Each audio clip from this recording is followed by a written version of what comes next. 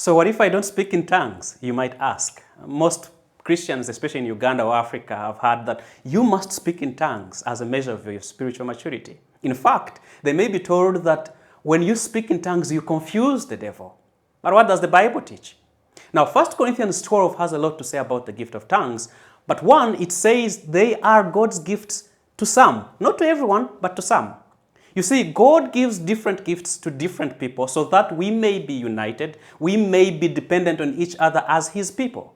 The world tends to pursue self-sufficiency and independence, but God calls us to unity and codependence. Secondly, spiritual gifts do not make us superior to others. You see, the world tends to measure us by what we do, by what we achieve. But Christ calls us to find our identity only in Him. So if you don't speak in tongues, you're not inferior. If you speak in tongues, you're not better. Thirdly, the idea that when we speak in tongues, we confuse the devil assumes that there is a gap or a distance between us and God. So our prayers need to travel that distance.